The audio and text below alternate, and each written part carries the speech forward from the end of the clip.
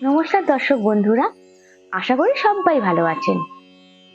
সকালের healthy breakfast বা tiffin idea পাওয়ার জন্য চ্যানেলটিকে সাবস্ক্রাইব করতে কিন্তু ভুলবেন না, আর তার সাথে পাশে থাকা বেল আইকনটি প্রেস করে রাখুন। চলুন, আজ আমি দেখাবো বাচ্চাদের জন্য হেলদি একটা ব্রেকফাস্ট। তা হলো পালং শাকের পরোটা।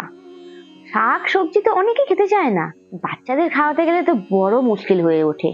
তাই আজকে আমি একটা সুস্বাদু, টেস্টি কিন্তু হেলদিও হবে এরকম এক জলখাবারের আইডিয়া নিয়ে আপনাদের কাছে আমি এলাম।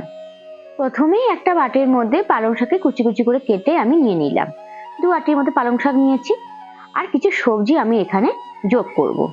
যেমন একদম সরু সরু করে কেটে রাখা আলুর টুকরো 2টো নিয়েছি, একটা মিডিয়াম সাইজের টমেটো টুকরো, একটা মিডিয়াম সাইজের পেঁয়াজ টুকরো, পেঁয়াজকে কুচি কুচি করে কেটে নিয়েছি, একটু ধনেপাতা কুচি, একটু ক্যাপসিকাম কুচি, আর একটু কাঁচা লঙ্কা কুচি।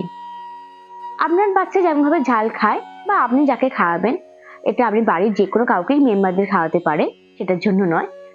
ঝালটা আপনারা আপনাদের মতো দেবেন। তার সাথে দিলাম 4 চামচের মতো বেসন। তারপর নিলাম ছোট চামচে 2 চামচের মতো নুন। তার সাথে দিলাম ছোট চামচের 1 চামচের মতো কালো জিরে, আর দিলাম 1 চামচের মতো লঙ্কা গুঁড়ো, 1 চামচ হলুদ গুঁড়ো, 1 চামচ চাট মশলা, আর 2 চামচ আমচুর মশলা। আমচুর মশলা না থাকলে আপনারা স্কিপ করে যেতে পারেন।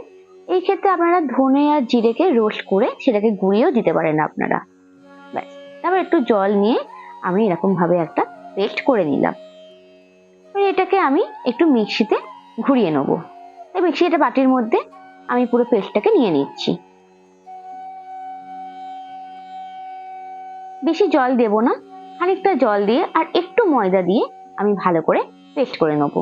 ময়দা আমি এখানে বড় চামচের 1 চামচ দিয়েছি। দেখুন, এইভাবে ঠিক একটা পেস্ট তৈরি হয়ে গেল।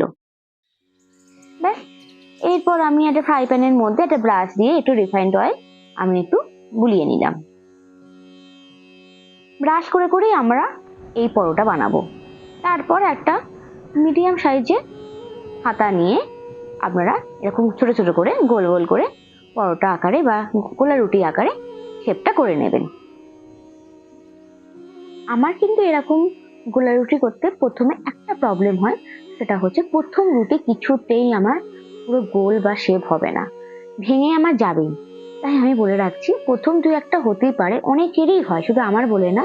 তাই এতে ঘাবড়ানোর কিছু নেই, পরের গুলো সব ঠিকঠাক করে কিন্তু হয়। আমারও এখানে একটা রুটি প্রথমে ঠিকঠাক করে শেপটা আসেনি, তারপরে আমি যখন করলাম ভালোভাবে শেপটাও এসেছে। আর দেখুন, আমার একটা পরোটা কমপ্লিট। আমি আরেকবার একটুখানি ব্রাশ বুলিয়ে আর একটা এরকম পরোটা করে নিচ্ছি। যদি দেখেন আপনাদের এই পেস্ট একটু পাতলা হয়ে গেছে, আপনারা 1 চামচ একটু ময়দা দিয়ে দিতে পারেন। দেখছেন, খুব সুন্দরভাবে কিন্তু এটা এবার শেপটা এসে গেল। ব্যাস, উল্টাতে কোনো প্রবলেম হবে না। শীতকালীন নানান ধরনের সবজি দিয়ে এইভাবে আমি টিফিন আর ব্রেকফাস্ট আইডিয়া দেব আপনাদের জন্য। আপনাদের সামনে নিশ্চয়ই অনেকগুলো বিয়ে বাড়ি আছে, তাই না? আমারও আছে অনেকগুলো। তার জন্য নানান ধরনের লাঞ্চ থালি আইডিয়া, আইবুড়ো ভাত কাউকে খাওয়াতে হবে, সেই আইবুড়ো ভাত থালি আইডিয়াও কিন্তু আপনাদের সাথে আমি শেয়ার করব।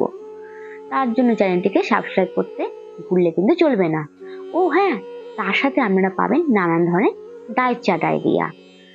আমি এইভাবে একটু টমেটো সস দিয়ে এই পরোটা একটু সাজিয়ে নিলাম, একটু স্মাইল রেখে দিলাম। বাচ্চারা আবার এই ধরনের জিনিসগুলো খুব পছন্দ করে। আপনারা যতটা পারবেন এইভাবে একটু সাজিয়ে দেবেন। যে কোনো জিনিসই তখন দেখবেন বাচ্চারা খুব ভালোবেসে এরকম স্মাইল করে খেয়ে নিচ্ছে। আজ তাহলে এই অবধি থাকুক, আবার অন্য আর একদিন অন্য আর এক রকমের টিফিন আইডিয়া নিয়ে আপনাদের কাছে পাপড়ির লাঞ্চ বক্স খুব তাড়াতাড়ি আসছে। টাটা।